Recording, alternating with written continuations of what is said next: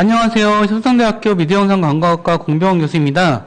오늘은 매출기획의 마무리 강의로서 그러니까 브랜드에 대한 소비자의 태도 형성과 변화에 대해서 살펴보도록 하겠습니다. 소비자들은 어떠한 브랜드에 대해서 어떠한 태도를 지니게 되죠. 이런 것들을 약간 사회심리학적인 관점에서 살펴보도록 하고요. 이 태도와 행위의 상호작용, 그 다음에 태도가 지닌 몇 가지 특징, 그 다음에 광고에 대한 관여도와 태도의 변화, 그래서 고관여와 저관여 상황에서의 태도 형성 이론, 이런 부분에 대해서 살펴보는 시간을 가져보도록 하겠습니다. 우리가 이제 브랜드라고 하는 것은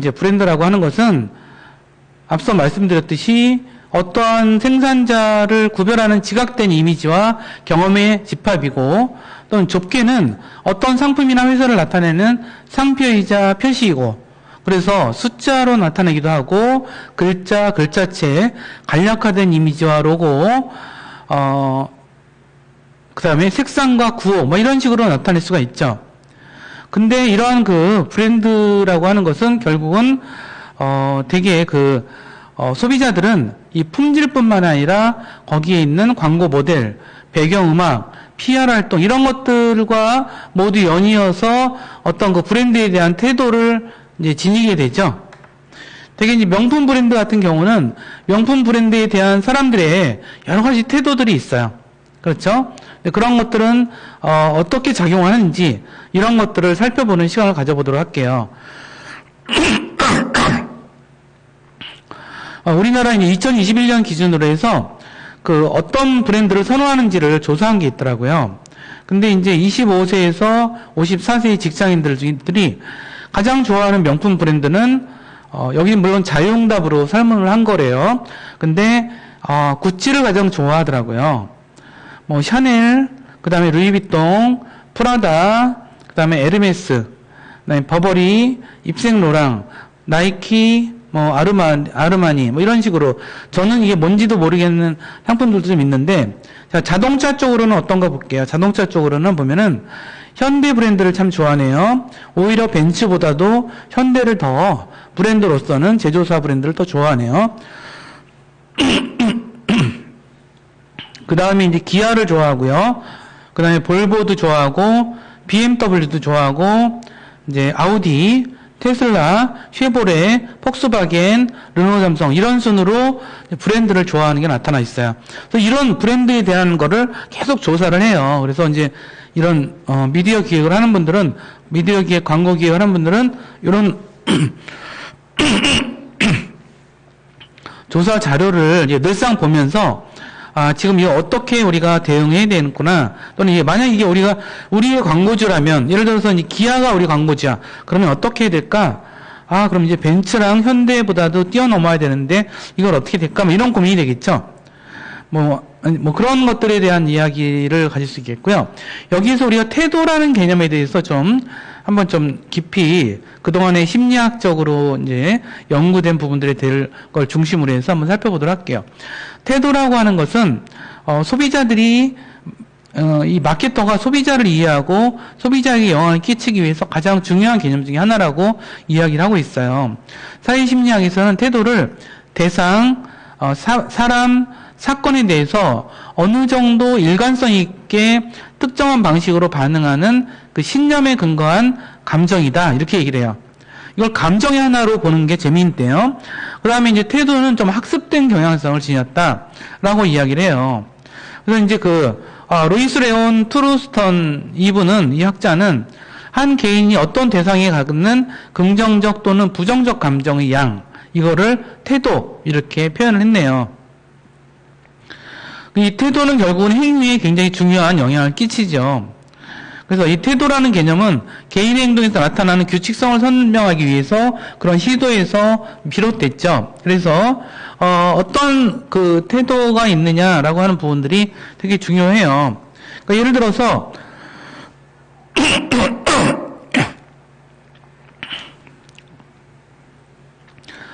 어떠한 피부색을 가진 사람들에 대해서 어떤 사람들은 어떤 특정한 태도를 가질 수가 있어요. 그쵸? 예를 들어서, 하얀색 피부를 가진 사람들에 대해서는 뭐 어떠한 그 태도를 가질 수도 있고, 또는 어떠한 피부색에 대해서는 또 이제 뭐 이런 그 황인종의 그런 것들에 대해서는 또 어떤 태도를 갖고, 뭐 흑인에 대해서는 어떤 태도를 갖고, 이런 태도를 가지고 있죠. 근데 이 태도는 과연 올바른 태도일까요? 근데 그럼에도 불구하고 올바른 태도는 아니죠, 당연히. 피부색이라는 것은 사람을 구분하는데 중요한 기준이 될 수는 없어요. 그럼에도 불구하고 이러한 태도가 존재한다는 것은 그들이 어떠한 방식으로든 간에 학습되어 온 어떠한 하나의 부정적 경험과 긍정적 경험의 양일 수도 있거든요. 근데 여기서 긍정적 경험과 부정적 경험이라는 것은 우리가 우리 스스로의 판단으로 됐다기보다는 우리의 어떤 사회 문화 속에서 이루어지는 그런 부분도 있거든요.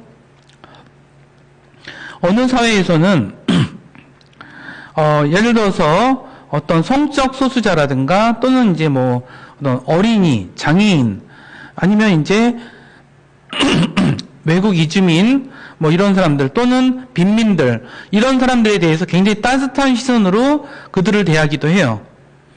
이제 그들이 경제적으로 또는 여러 가지 면에서 어려움을 겪고 있는 사람이라서 당연히 그 사회가 그들을 보살펴야 된다라는 관점을 가진 사회가 있죠. 근데 어떤 사회에서는 그렇지 않은 사회들도 있을 수가 있어요. 그러니까 그들을 인생의 낙오자라고 생각하거나 아니면 범죄자가 될 수 있는 가능성이 높은 사람으로 해서 그 사람들을 고립시키는 상태로 그들을 대할 수도 있겠죠. 근데 이러한 태도는 사실은 되게 사회적인 거예요. 그래서 뭐 어떠한 태도가 옳다 그러다가 문제가 아니라 우리가 이제 집중해야 될 것은 태도라는 것이 어떤 대상, 사람, 사건에 대해서 일관된 일관된 방식으로 반응하게 만드는 그런 신념에 근거한 감정이다라고 하는 부분이 있고, 이것은 학습된 경향성이기 때문에 이 학습됐다라는 것은 스스로의 판단보다는 사회 구조적인 부분도 있기 때문에 그런 부분들이 되게 중요하다는 거죠. 그리고 이제 소비자 입장에서는 이제 기업에 대해서 그러한 태도를 또 가질 수도 있을 거예요. 자, 그러면 태도는 그러면 어떻게 우리는 평가하고 측정할 수 있을까요? 태도는 개인의 태도의 질을 나타내는 거는 그 사람이 가지는 반응을 통해서 나타날 수가 있죠. 그래서 개인은 같은 민족적 배경을 가진 사람들에게 그들의 정직성과 지성을 손상시키는 말로 적대감을 표현할 수도 있어요. 또는 어떤 특정한 공공정책에 대해서 아주 부정적인 반응을 나타낼 수도 있고요. 아주 긍정적인 반응을 나타낼 수도 있어요. 이러한 태도에 대해서 우리는 조사를 통해서 충분히 수치화할 수 있다는 거죠. 우리가 평가하고 측정할 수 있다는 것은 그것을 수치화해서 그것을 나열할 수 있다는 얘기거든요. 그래서 이제 이 태도라고 하는 것에 대해서는 상당히 과학적으로 접근이 가능해요. 네. 자, 그리고 이제 그러면 견해와 태도의 차이는 뭐냐? 우리가 이제 특수성과 배타성의 정도에 따라서 위계를 구분할 수가 있는데, 가치는 매우 광범한 그런 경향성을 가지고 있는 반면에 관심은 좀 덜 포괄적이고 감정은 범위가 좀 좁아요. 태도는 더 좁은 경향성을 가지고 있고 신념과 견해는 아주 좀 이렇게 좁은 틀에서 얘기하고 있어요. 요거는 좀 우리가 철학적인 개념의 차이를 제가 설명을 드린 거고요. 요건 너무 외우려고 하지 마시고 좀 이렇게 이해하실 필요만 있어요. 이해만 하시면 돼요.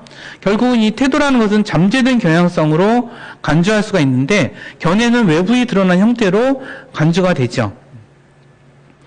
그래서 여러 가지 이제 우리가 태도라고 하는 것이 좀 기호의 문제이고 또는 이제 학습되는 것이고 뭐 이러한 부분들에 대한 말씀을 이어서 우리가 좀 드리고 있고요.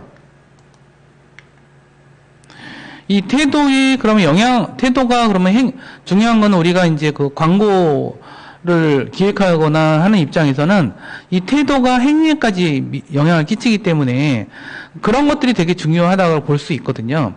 그러면 태도는 어떠한 것들에 의해서 태도가 형성되나? 라고 이제 많은 분석을 해본 결과를 이렇게 그림으로 나타내고 있어요.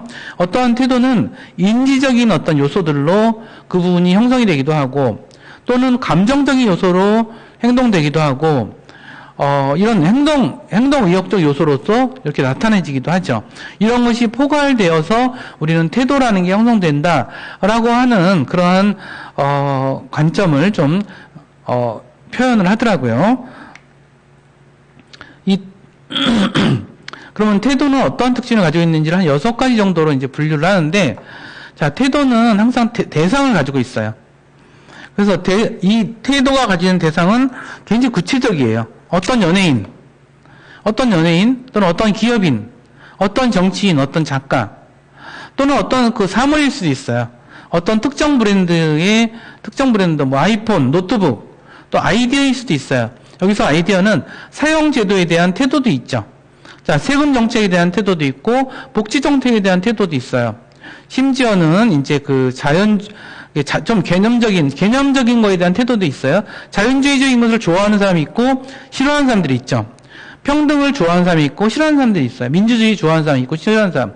행동에서도 마찬가지죠. 여행을 좋아하는 사람, 싫어하는 사람, 저축을 좋아하거나 싫어하거나, 뭔가를 참여하는 걸 좋아하거나 싫어하는, 이런 식으로 태도는 분명히 어떠한 대상을 가지고 있다라는 점을 말씀드린 거고요.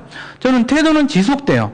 그래서 한번 어떠한 태도가 형성이 되면 그게 금방 끝나는 게 아니라 이제 그 태도가 일정 기간 동안에 지속된다라고 하는 점들이죠. 그래서 우리 광고를 하는 사람들이 항상 생각하는 것이 그 태도를 일정 기간 지속하기 위해서 어떻게 할 것인가를 갖고 고민을 많이 하게 되죠. 그렇기 때문에 캠페인이라는 것은, 광고 캠페인은 기간을 가지고 있어요. 자, 태도는 방향성과 강도를 가지고 있다. 이 얘기도 우리가 어떠한 대상에 대해서 형성되는 태도는 좋거나 나쁘거나 또는 어떤 기본 방향의 기본 감정에 기반한 방향성을 가지고 있어요. 그래서 그러한 태도가 어느 정도 차이를 지니고 있죠.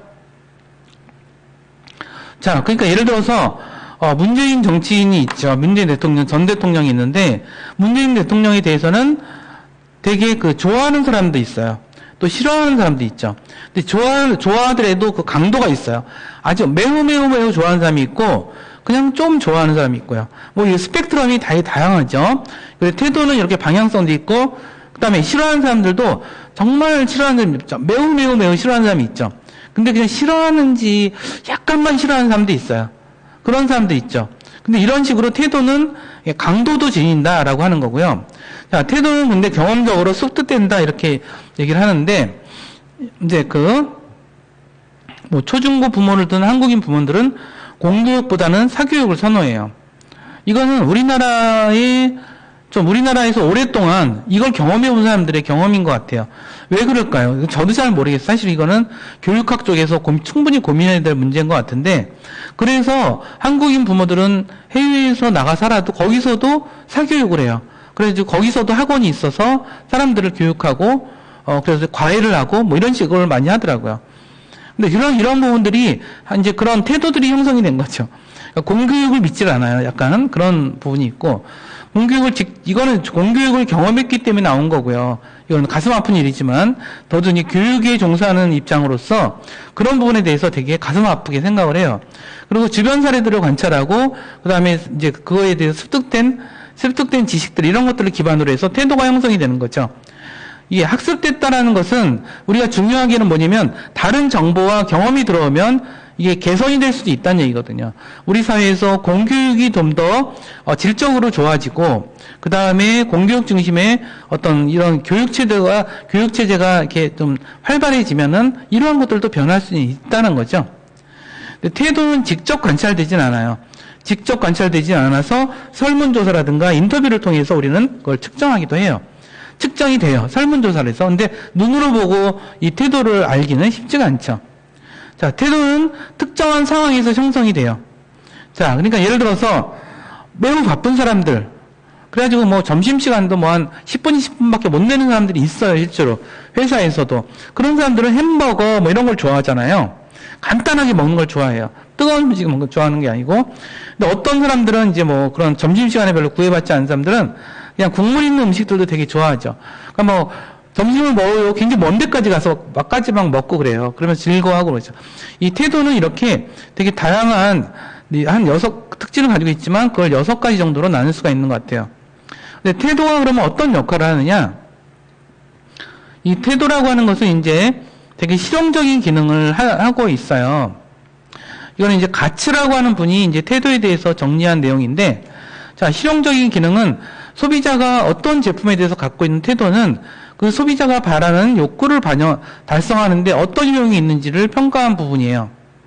그래서 특정 회사의 디지털 카메라를 대상으로 그 디지털 카메라를 구매해서 사용하는 욕구를 구매해서 사용하면 욕구가 달성될 것이라는 실용적인 그런 평가가 있는 거죠. 자, 그 다음에 가치 표현적인 게 있죠. 그거는 개인의 가치를 표현하는지 안 표현하는지에 관한 부분이에요. 우리가 어떤 옷을 좋아하는 것, 어떤 스타일의 옷을 좋아하는 거 있죠. 선생님은 옷을 잘 입을지 모르는데 와이셔츠 입는 걸 좋아해요. 근데 와이셔츠가 마음에 드는 게 참 없더라고요. 마음에 드는 와이셔츠가 참 없어서 되게 까탈스러워요. 근데 이제 돌이켜서 보면은 이 와이셔츠조차도 저를 표현하는 것 중에 하나거든요. 그러니까 저는 그래서 이 와이셔츠의 색깔이라든가 패턴 무늬나 아니면 이 질감을 통해서 저를 나름대로 표현하는 그런 방식으로 삼는 거죠. 그런 것처럼 많은 사람들은 어떤 특정 브랜드를 통해서 자기를 표현하기를 원해요. 그게 지나치게 되면 문제이긴 할 것 같은데, 그래서 이제 그런 부분이 있고요. 그 다음에 되게 자기 방어적인 측면도 있죠. 자기를 방어하려고 해요. 우리나라 사회에는 특히나 머리카락 염색을 안 하고 못 버텨요. 저도 저는 이제 되게 젊어서부터 흰머리가 많이 났었어요. 그래서 지금도 흰머리가 거의 대부분이에요. 근데 흰머리를 하고서 회사 생활하기가 힘들었어요. 직장 생활하면서. 왜냐면 우리나라에서의 이 조직 문화에서는 이 흰머리인 상태로 회사 다니는 걸 용납을 안 하더라고요. 그러다 보니까 이제 그냥 가리거든요. 근데 이거는 어떤 면에서는 저를 방어하는 어떤 그런 태도가 생긴 거죠. 그래서 이제 그런 것도 있는 것 같고, 자, 지식기능이라는 게 존재해요. 이거는, 태도는 지식기능도 있어요. 그래서 선택적 자학을 해서 여러 가지 정보에 대해서 간편하게 요약하기도 하죠. 자, 오른편에 보면은 이런 조사들이 나오죠. 여러분들이 이제 그 미디어 기획 쪽, 광고회사에서, 미디어 기획 쪽에, 일을 하시게 되면은 이런 설문조사라든가 이런 것이 굉장히 중요한 요소가 돼요. 그 설문조사를 직접 여러분들이 실행할 수 있어야 되죠. 그래서 우리 학과에서도 그런 설문조사를 하고 그런 시장조사라는 그런 이제 수업이 있는 걸로 알고 있는데, 이게 이제 미디어 조사에서는 굉장히 중요한 영역이에요. 하지만 여러분들이 미디어 조사를 하지 않더라도 이러한 그 설문조사라는 결과를 보고서 여러분들이 이걸 분석할 수 있어야 되거든요. 이제 그러기 위해서도 이런 설문조사 이런 것들에 대해서 여러분 충분히 배우실 필요가 있는 것 같아요. 자, 그래서 이제 한번 볼까요? 이런 이런 설문조사를 통해서 이런 것들이 나온 거예요. 자, 이 보면 재밌는 게 남성과 여성이 달라요. 자, 보면 현대에 대한 선호도는 여성이 남성보다 훨씬 높아요. 그렇죠? 벤츠에 대해서는 남성들이 굉장히 좋아하지만 여성들은 그렇게 좋아하긴 좋아하지만 그다지 좋아하는 것 같진 않아요. 12%밖에 안 돼. 나이별로 봅시다. 나이별로 보면은 이게 벤츠에 대해서는 25세에서 30 가장 젊은 분들이 현대차랑 벤츠를 좋아하지만 여기는 똑같아요. 여성들도 젊은 분들은 이런 걸 되게 좋아하네요. 자, 그런데 나이가 들면 들수록 벤츠를 별로 좋아하지 않아요. 이 이유는 비싸기 때문도 있을 것 같아요. 되게 실용적인 사람들도 있거든요. 저 같은 경우는, 저는 정말 실용적이에요. 저는 이런 차 같은데 별로 그렇게 신경을 많이 안 쓰거든요. 왜냐하면 이 차라고 하는 것은 사실 소모품이거든요. 그래서 너무 이렇게 볼품없는 차만 아니면 된다 이런 생각을 하고 있어요. 근데 이런 식으로 세대별로 되게 다른 거는 세대별로 다른 것도 분명히 이걸 파고 들어가면 다 이유가 있어요. 다 이유가 있겠죠. 그런데 이제 자, 근데 맥주로 한번 볼까요? 맥주 요건 좀 옛날 조사라서 좀 다르죠? 여성과 남성이 맥주를 좋아하는 브랜드는 여기 봐서는 큰 차이가 없어요. 그렇죠? 자, 근데 나이에 따라서는 차이가 있는 거 아시겠죠? 젊은 분들은 테라라는 맥주를 되게 좋아하지만 나이 든 분들은 하이트라는 맥주를 더 좋아하네요. 그렇죠? 그 다음에 나이 든 여성분들은 하이트를 되게 좋아하고, 거의 비슷하네요. 호가든이라는 걸 좋아하네요. 호가든 이거 되게 맛있는데, 사람들이 별로 모르더라고요. 호가든 맛있는지 잘 몰라요. 호가든이 아마 필리핀 맥주인데 되게 맛있어요. 되게 잘 만들더라고요. 근데 이제 되게 싸기도 하고 맛있기도 한데, 이거 맛있는지 잘 모르는데, 제가 이제, 죄송합니다. 50대라서 그런 생각을 하고 있는지도 모르겠죠. 근데 이런 식으로 우리가 이게 태도가 이렇게 설문조사를 통해서 이렇게 나온다라는 게 되게 재미있는 사실이죠. 그래서 이제 심리학과 마케팅을 공부하는 사람들이 이런 연구들을 하면서 태도의 세 가지 위계를 이제 이야기를 했어요. 어떤 경우에는 인지를 하고 감정을 갖고 행동하고, 어떤 사람은 인지를 하고 행동을 하고 감정을 갖고, 어떤 사람들은 감정을 가져서 행동하고 인지하고, 이게 인지적 태도를 형성하고 뭐 이런 것들이 좀 있죠. 이게 제가 맞는 이제 비유인지 모르겠지만 이렇게 남녀가 사귀는 거를 비유를 해서 얘기를 해볼게요. 예를 들어서 어떤 커플은 서로 잘 아는 사이예요. 잘 알다 보니까 감정이 생겨. 둘이 이렇게 좋아하는 감정이 생겨서 둘이 이제 사귀기로 해요. 뭐 이렇게 이어질 수도 있지만, 어떤 사람들은 사람이 좋아. 그러니까 인지하고 있는데 참 사람이 좋아. 그러니까 어떤 감정은 없는데, 그런 커플이 이제 저는 이제 저희 세대 얘기예요. 저는 지금 세대를 얘기하는 게 아니라 저희 세대 때는 그냥 이렇게 막 이렇게 불같이 이렇게 감정이 있지 않아도 이 사람 너무 좋다. 그러면 이렇게 좋아서 이렇게 서로 이제 사귀기로 할 수도 있죠. 그렇죠? 사귀기로 할 수도 있어요. 그래서 사귀다 보니까 또 감정이 생겨요. 이런 식으로 바뀔 수도 있겠죠? 또 어떤 경우는 이런 경우도 있었어요. 정말 무조건 이 사람이 어떤 사람인지도 모르는데 그냥 감정적으로 막 좋아. 그 감정적으로 서로 좋아. 그래서 사귀어요. 사귀는 게 이제 행동이죠. 그 다음에 사귀다 보니까 이제 알게 되는 거죠. 그 사람이 어떤 사람인지를 알게 되는 거죠. 이게 이제 그러니까 마치 이런 것들이 브랜드와 소비자가 갖는 태도가 똑같아요. 어떤 사람들은 그냥 어떤 상품을 볼 때 그냥 감정적으로 좋아해요. 그러니까 뭐 기능이 어떤지 몰라. 그래서 일단 사고 보니까 이게 기능이 어떤지 이게 쓰다 보면 알겠죠. 근데 그런 경우도 있겠지만, 여기서 저는 어떤 케이스에 속하냐 하면, 젊었을 때는 이쪽에 속했어요. 경험적 위기에 속했어요. 제가 이쪽에 속했는데, 조금 더 젊어서, 나이 들어 30대가 넘어가면서부터는, 그다음부터는 이제 한 여기쯤 들어간 것 같아요. 인지적 태도 형성 쪽에 그런 스타일에 좀 속한 것 같아요. 근데 어쨌든 이런 식으로 좀 소비자들이 되게 많이 이제 이렇게 좀 나뉜다라고 하는 말씀을 좀 드리고요. 그 다음에 또 이제 되게 중요한 요소로서 저는 관여도에 대한 얘기를 좀 드리도록 할게요. 관여도는, 자, 제가 이제 지난번에도 한번 다른 수업 시간에 말씀을 드린 건데, 관여도는 재화나 서비스를 구매할 때 그 사람들이 얼마나 정보 탐색을 하고 또 시간과 노력을 들여서 드리느냐, 이런 거에 관한 거예요. 자, 그래서 제가 아주 극단적인 사례 몇 가지를 들었죠.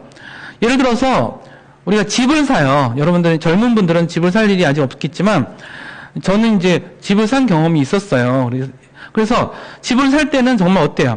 집이라는 거는 보통의 사람들은 평생에 한두 번밖에 못 사요. 물론 부자들은야 뭐 여러 번 사겠지만, 보통이 그냥 일반적인 서민들은 평생 한 번 살까 말까, 어떤 경우는 또 사지도 못하잖아요. 평생 한 번도 못 사는 사람들도 많죠. 그렇기 때문에 얼마나 신중하겠어요. 그러니까 아파트를 분양받을 때는 뭐 그 아파트가 어느 동네에 있고 뭐 전철역이 걸어서 몇 분, 택시 타고 자가용으로 몇 분, 뭐 이런 걸 다 따져요. 그리고 그 동네에 무슨 뭐 초등학교가 있네, 뭐 고등학교가 얼마나 걸리네, 주변에 뭐 술집들과 위험시설이 있네, 막 이런 걸 다 따져요. 그러니까 뭐 얼마나 관여하겠어. 심지어는 막 모델하우스까지, 그래서 모델하우스가 있다 얘기했죠. 모델하우스에 들어가서 하나 물까지 들어봐요. 물까지 막 들어서 물 제대로 나오나 안 나오나 뭐 이런 걸 다 본단 말이에요.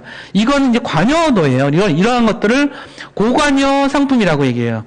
그쵸? 근데 저관여 상품에 뭐가 있죠?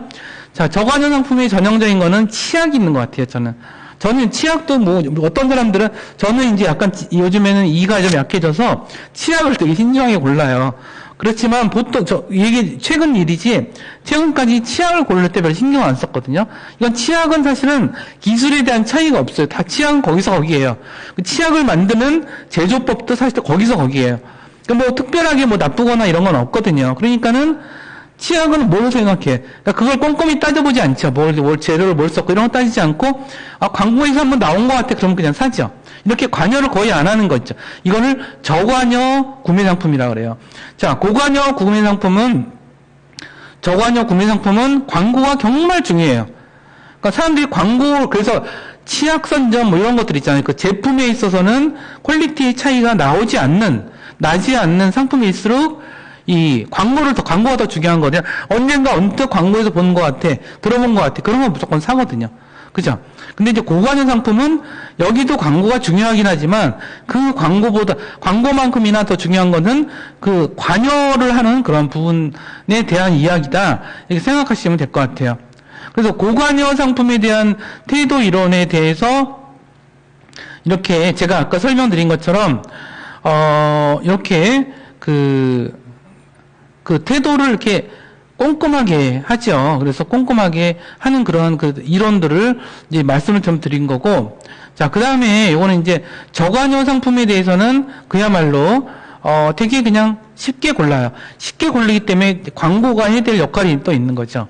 네, 그렇기 때문에 고관여 상품은 고관여 상품이 그래서 저관여 상품과 고관여 상품은 그냥 무조건 광고가 아니라 광고를 해도 어떤 방식을 더 주로 할 거냐, 이런 것들, 어떤 광고를 할 거냐. 고관여 상품은 광고를 안 한다는 게 아니라 고관여 상품을 하더라도 고관여 상품은 광고의 어떤 스타일이 달라질 수밖에 없는 거죠. 근데 그런 부분들에 대한 이야기를 드린 거고요. 요건 인지 반응 모델이라 그래서 요거는 결국은 광고가 노출됐을 때 어떻게 그거에 대해서 메시지에 대해서 생각을 하느냐. 그래서 이걸 지지하는 주장과 자기가 생각하는 태도가 있죠.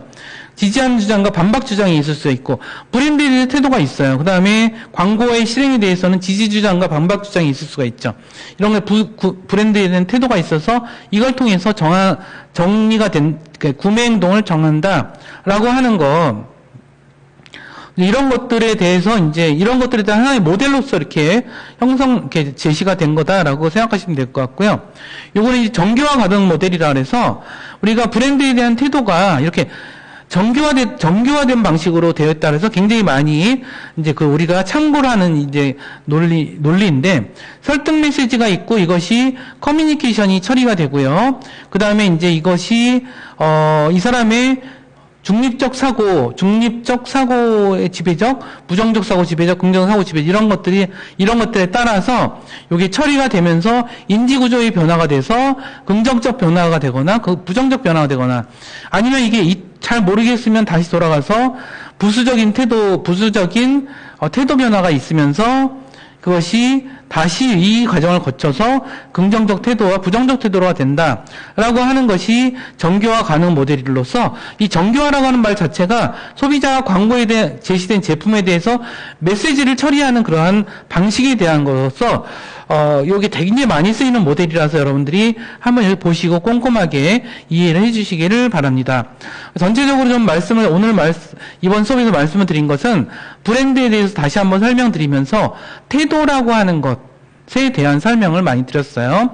그 다음에 고관여 구매행동, 저관여 구매행동, 그 다음에 이런 것을 광고 메시지를 가지고 처리하는 그러한 정교화 모델까지 오늘 살펴본 것 같고요. 여러분들 여기까지가 이제 그 매체 기획의 되게 주된 내용의 마무리 부분인 것 같아요. 그래서 여러분들이 매체 기획을 하시는데 약간 이런 이론적인 내용 중심으로 또 실제적인 내용을 다루긴 했지만 이론적인 내용을 좀 살펴봤는데, 이런 이론적인 내용은 여러분들이 현장에 가서 활동할 때 굉장히 중요한 그러한 그 기준이 될 거라서 여러분들이 좀 딱딱하고 어려울지라도 이 매체 기획의 이론적인 틀거리를 여러분들이 충분히 이해하시고 현장에서 잘 활용하시기를 바라면서 오늘 수업 여기서 마무리하도록 하겠습니다. 감사합니다.